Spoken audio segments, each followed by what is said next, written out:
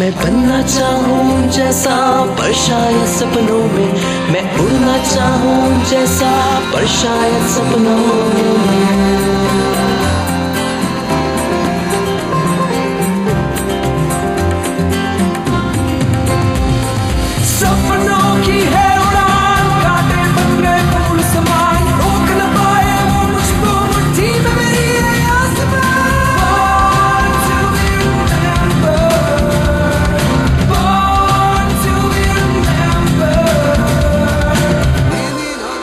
Born to be remembered में आपका अभिनंदन करती है आपकी ये दोस्त बबीता।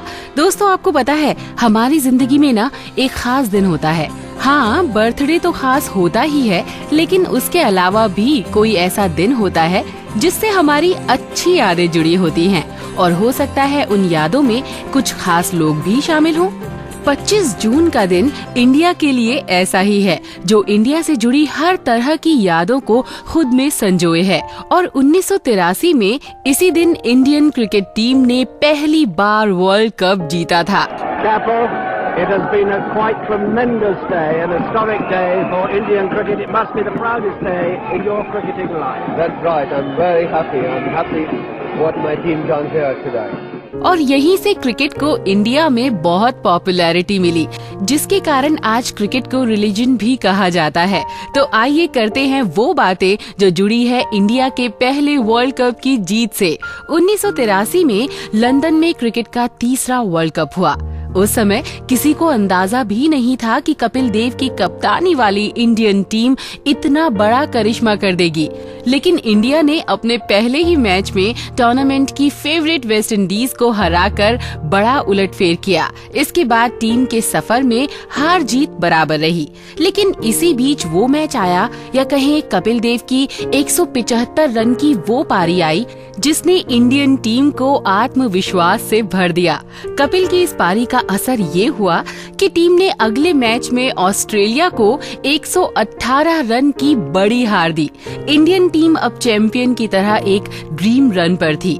इस रन में सेमीफाइनल में इंग्लैंड सामने था, लेकिन जोश से भरी इंडियन क्रिकेट टीम के सामने इंग्लैंड को भी हार का मुंह देखना पड़ा, वो भी होम ग्राउंड पर। सुनो गौर से दुनिया वालों, बुरी नजर ना हम पे डालो, चाहे जितना जोर लगा लो, सबसे आगे होंगे हिंदुस्तानी। हमने कहा है तुम भी कहो, हमने कहा है जो तुम भी कहो। फिर आया 25 जून का दिन, यानी फाइनल का दिन, और सामने थी वेस्ट इंडीज की टीम, जिसकी आंखों में लगातार तीसरे वर्ल्ड कप का सपना था। इंडिया की शुरुआत अच्छी नहीं रही, भारतीय बैटिंग लड़खड़ा गई। फिर भी श्रीकांत और अमरनाथ की इम्पोर्टेंट इनिंग से इंडिया की टीम ने 183 रन का टारगेट दिया। टारगेट छोटा था, लेकिन इंडिया के ऑलराउंडर इसे मुश्किल बना सकते थे, और हुआ भी ऐसा ही। सर विवियन रिचर्ड्स को छोड़ के कोई भी वेस्ट इंडीज का बैट्समैन इंडिया के बॉलरों के सामने टिक न सका। नतीजा, इंडिया ने 43 रनों से मैच जीत लिया और आज ही के दिन यानी कि 25 जून 1983 में पहली बार वर्ल्ड कप अपने नाम किया। और हाँ दोस्तों, यहाँ पर मैं आपको बता दूं, इसी मोमेंट को देखकर छोटे सचिन तेंदुलकर बहुत इंस्पायर्ड हुए और क्रिकेट के लिए उनकी लगन और भी बढ़ गई। टीम को वर्ल्ड कप दिलाने में इंडियन टीम के ऑलराउंडर्स का बहुत बड़ा हाथ था। कपिल देव, अमरनाथ, रॉजर बिन्नी, मदन लाल जैसे ऑलराउंडर्स ने बल्ले और बॉल दोनों से कमाल दिखाया। उस समय इस जीत के मायने खुद टीम को भी पता नहीं चले। खुद कपिल देव कहते हैं कि जब हम ट्रॉफी लेके भारत लौटे, तब उन्हें पता चला कि उन्होंने क्या कर दिया है। Capel, what is going to happen in the Indian party tonight? Big celebration for you both? Well, this occasion will never come like so easy. Yes, we are going to celebrate. Drinks on the house, you can join us. We have, and we played like winners throughout the game, throughout the series. Everybody fight for their life, and they said, we will do it. India के पास आज T20 समेत 3 ICC world cup है, पर आज का दिन Indian cricket team के लिए गोल्डन डे है।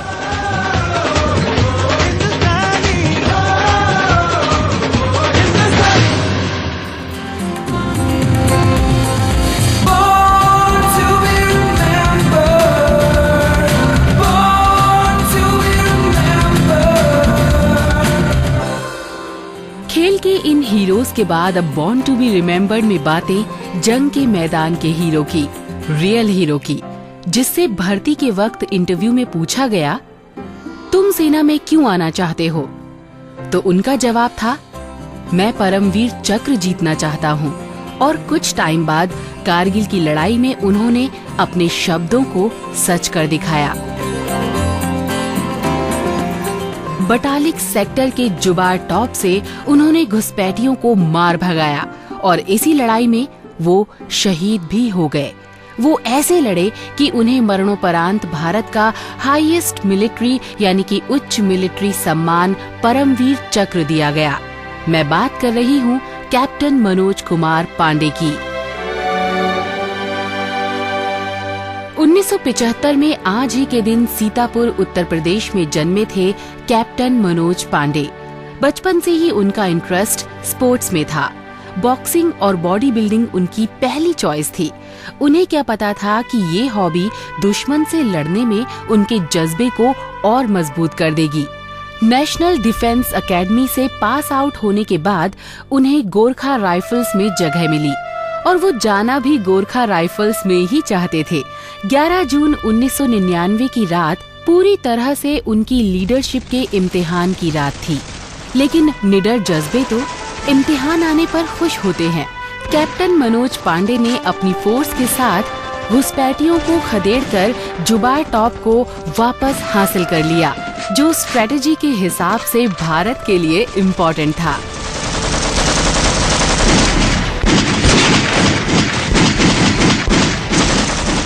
जुलाई की सुबह भी कुछ ऐसी ही थी।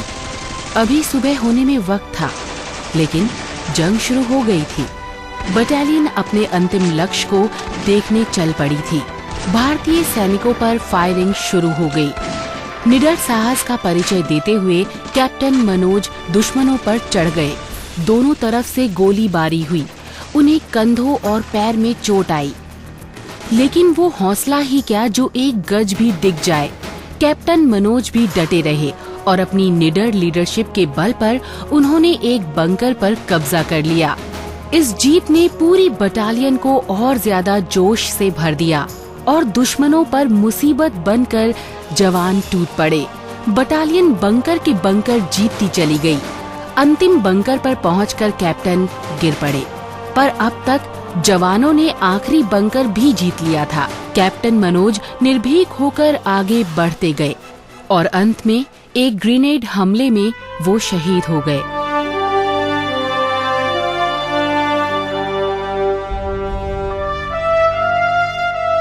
उनके जज्बे का अंदाजा उनके अंतिम शब्दों से लगाया जा सकता है।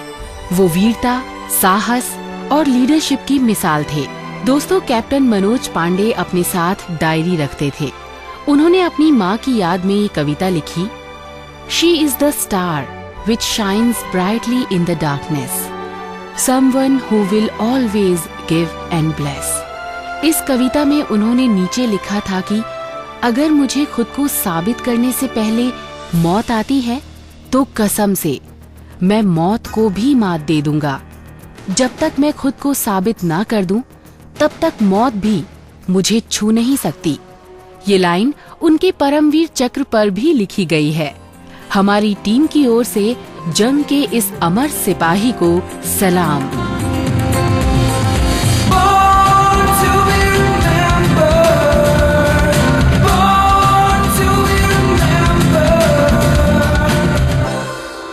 अब बातें ऐसे म्यूजिक डायरेक्टर की जिसने देश के वीरों के लिए ये अमर गाना बनाया। कर चले हम फिदा, जानो तन साथियों, अब तुम्हारे हवाले वतन साथियों। वो खुद भी सिपाही रहे थे।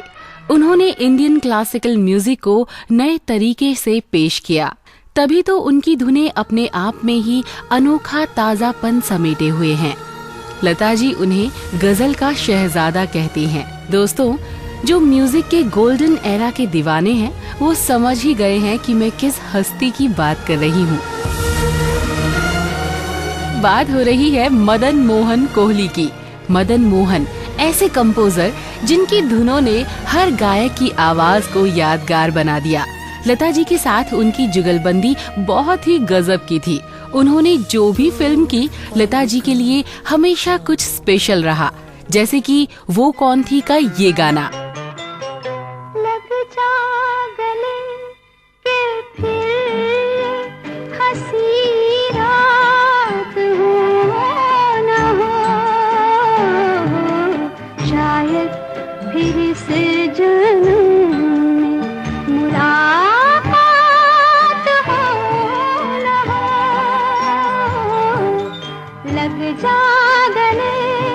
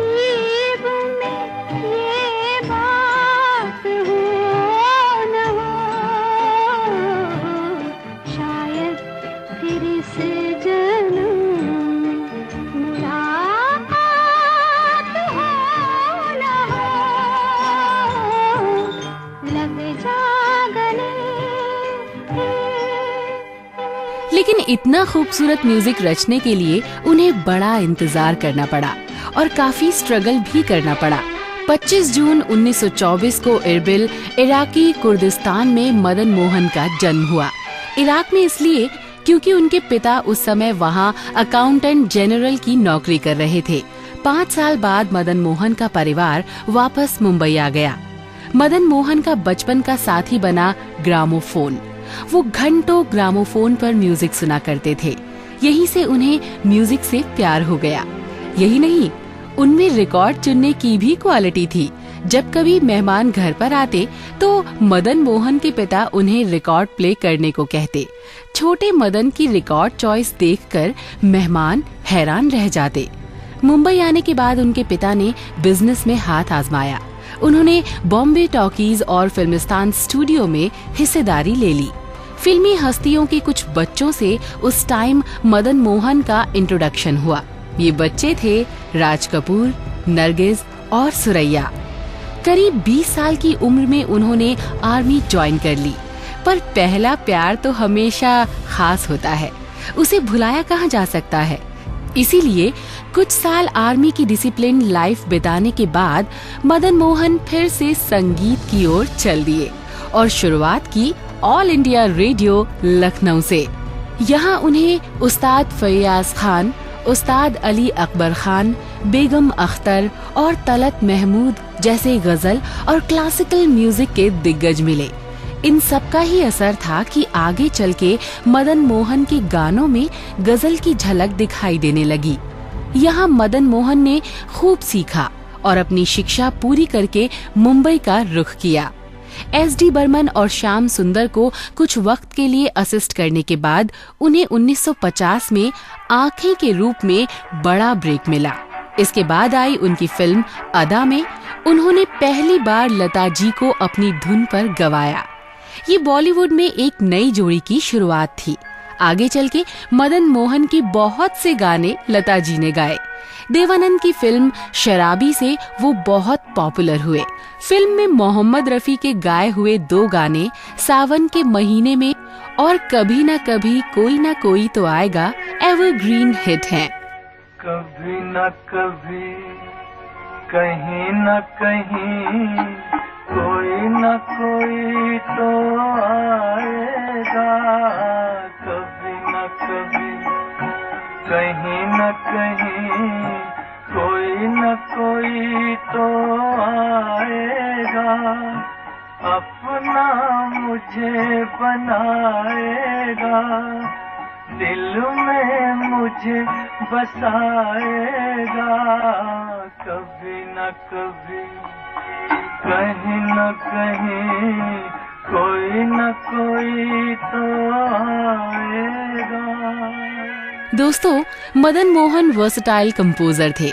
1964 में आई फिल्म हकीकत में मदन मोहन ने मेलोडी के अलावा अपने संगीत के दूसरे पक्ष को भी दिखाया, जो था देशभक्ति का। 60s में मदन मोहन ज्यादातर डायरेक्टर्स की पहली पसंद बने। अदालत, अनपढ़, दुल्हन एक रात की, मेरा साया, दस्तक, हंसते जख्म, हीर रांझा और मौसम जैसी कई फिल्मों में उन्होंने हिट गाने कंपोज किए। लेकिन 70 का दशक कुछ खास था। सन 1971 में दस्तक से उन्हें वो अवार्ड मिला जिसके वो हकदार थे। मदन मोहन ने इस साल का बेस्ट म्यूजिक डायरेक्शन का नेशनल फिल्म अवार्ड जीता।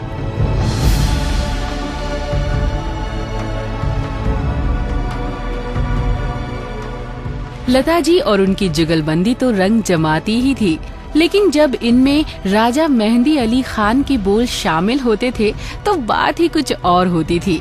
राजा साहब के लिखे हुए और मदन मोहन के कंपोज किए हुए जो भी गाने लता जी ने गाए वो आज भी दिल को छू लेते हैं, चाहे वो मेरा साया के गाने हो या फिर अनपढ़ का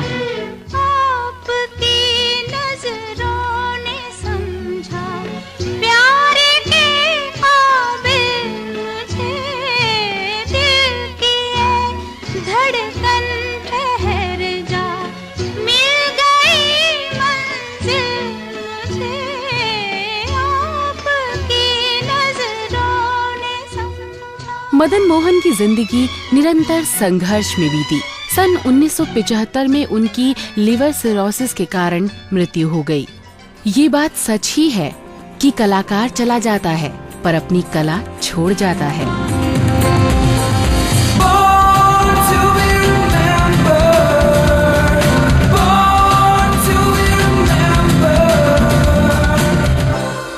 अब बॉर्न टू बी रिमेम्बर्ड में बातों का रुख थोड़ा कला से राजनीति की ओर मोड़ते हैं। और जैसा कि मैंने शुरू में कहा, आज का दिन भारत के इतिहास में खास है। इस बात को हमारी अगली हस्ती भी साबित करती है। ये वो हैं जिन्हें भारतीय राजनीति में महिलाओं की शुरुआत कहा जाता है। वो भारत के किसी स्टेट की पहली लेडी सीएम रही और संविधान सभा की चुनिंदा लेडी मेंबरों में भी वो शामिल थीं। उनके राजनीतिक विचार इतने कड़े थे कि उस समय की चर्चित स्टेट एम्प्लॉय स्ट्राइक यानी कि राज्य कर्मचारी हड़ताल उनके आगे टिक नहीं पाई। बात हो रही है सुचेता कृपलानी की, जिनका कि आज जन्मदिन है। 25 जून 1908 को अंबाला में वो एक बंगाली परिवार में जन्मी। परिवार उन्हें नेशनलिस्ट मिला, जिससे उनके विचार आजादी की ओर बढ़ गए। इंद्रप्रस्थ कॉलेज और सेंट स्टीफन कॉलेज दिल्ली से पढ़ने के बाद उनके विचारों में और भी मजबूती आ गई। इसी दौरान वो बनारस हिंदू यूनिवर्सिटी में कॉन्स्टिट्यूशनल हिस्ट्री की प्रोफेसर बन गई। 1936 में उन्होंने आचार्य कृपलानी से शादी की और इंडियन फ्रीडम मूवमेंट से जुड़ गईं। भारत छोड़ो आंदोलन में सुचेता ने बढ़ चढ़कर हिस्सा लिया। इसके अलावा विभाजन के बाद दंगों में उन्होंने गांधी जी के साथ मिलकर काम किया। इसके बाद वो संविधान सभा के लिए चुनी गई सब कमेटी का हिस्सा रही, वही सब कमेटी जिसने इंडियन कॉन्स्टिट्यूशन का ड्राफ्ट तैयार किया। इसके बाद 1963 में वो उत्तर प्रदेश की मुख्यमंत्री बनी। ये भारत में पहली बार हुआ जब किसी राज्य की कमान महिला के हाथों में आई। सुचेता जी ने इस जिम्मेदारी को बखूबी निभाया। सुचेता के सामने भी मुसीबतें आईं जब उनके कार्यालय में सरकारी कर्मचारियों में हड़ताल कर दी। ये स्टेट एम्प्लॉयज की पहली हड़ताल थी, लेकिन सुचेता जी हड़ताल से घबराई नहीं और अपने एजेंडे पर खड़ी रही। ये हड़ताल 62 दिनों तक चली, जिसके बाद स्टेट एम्प्लॉयज के नेता समझौते को तैयार हुए। ये उनके मजबूत विचारों का एक उदाहरण था और 1971 में उन्होंने राजनीति से विदा ले ली। 1974 में उनकी सांसें रुक गईं। देश भर की राजनीति से जुड़ी महिलाओं के लिए वो आज भी एक इंस्पिरेशन है और आगे भी बनी रहेंगी। हमारी पूरी टीम की ओर से उन्हें भावभीनी श्रद्धांजलि।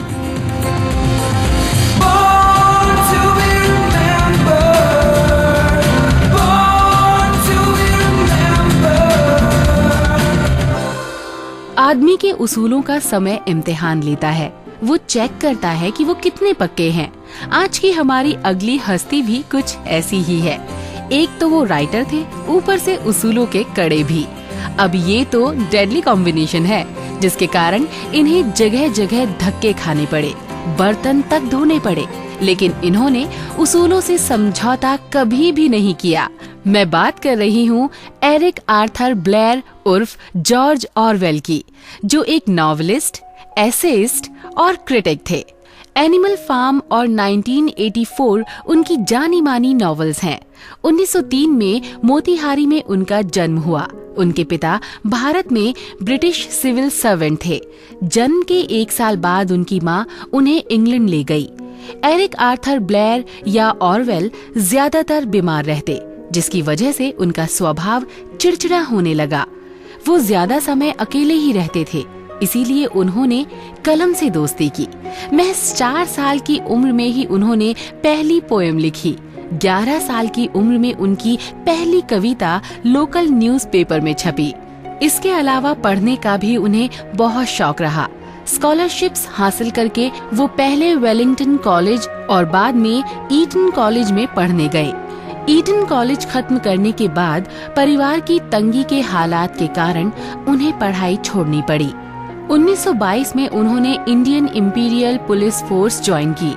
5 साल उन्होंने बर्मा में बिताए, लेकिन कलम वाले हाथों में बंदूक कब तक रहती। आखिरकार उन्होंने रिजाइन कर दिया और इंग्लैंड आ गए राइटिंग में करियर बनाने। गुजारा करने के लिए उन्होंने तरह तरह का काम किया, जिसमें बर्तन धोना तक शामिल है। लेकिन इन सारे एक्सपीरियंसेस ने उन्हें राइटिंग में हेल्प की। उन्होंने गरीबी में जीवन पर एक बुक लिखी, क्योंकि वो घर वालों को शर्मिंदा नहीं करना चाहते थे। इसीलिए जॉर्ज ऑरवेल के नाम से बुक को पब्लिश किया गया। इसके बाद बुक के रूप में उनके बर्मा के एक्सपीरियंसेस बाहर आए, जो ब्रिटिश कॉलोनियलिज्म के डार्क लुक को सामने लाया। इसके बाद ऑरवेल का इंटरेस्ट राजनीति में बढ़ गया, लेकिन बीमारी उनके रास्ते में हमेशा आती रही। ट्यूबरकुलोसिस या तपेदिक ने उन्हें 35 साल में जकड़ लिया था, पर बेबाक कदमों को ठोकरों की परवाह कहाँ होती है। कुछ साल बाद उन्होंने BBC ज्वाइन किया। दूसरे विश्व युद्ध को उन्होंने करीब से देखा। फिर यहीं से उनका अगला नॉवेल भी बना। एनिमल फार्म नाम से उन्होंने एक नॉवेल लिखा, जो एंटी सोवियत था। ये नॉवेल 1945 में पब्लिश हुआ और आखिरकार ऑरवेल को वो फेम मिला जिसके वो हकदार थे। उसके बाद उनके अगले नॉवेल का इंतजार होने लगा, जो 1984 की शक्ल में आया। ये भी राजनीति पर ही बेस्ड था और करीब 1 साल बाद बीमारी ने मौत बनके उन पर जीत हासिल कर ली। एनिमल फार्म और 1984 दोनों नॉवेल उनकी सक्सेस बनकर उनके लिए जिंदगी के आखिरी सालों में आए। ये इतनी फेमस हुई कि बाद में इन पर फिल्में भी बनी।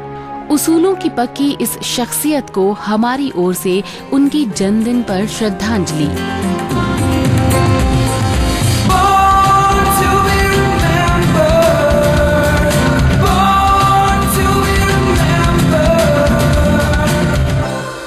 तो अभी फिलहाल के लिए बबीता जैन को दीजिए इजाजत। नमस्कार। मैं बनना चाहूँ जैसा पर शायद सपनों में, मैं उड़ना चाहूँ जैसा पर शायद सपनों में।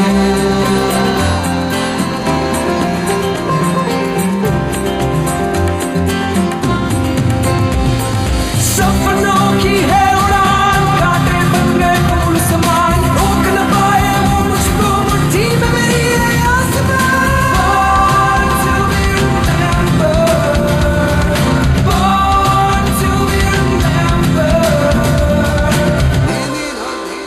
इस कार्यक्रम के कार्यकारी निर्माता जैनेंद्र सिंह।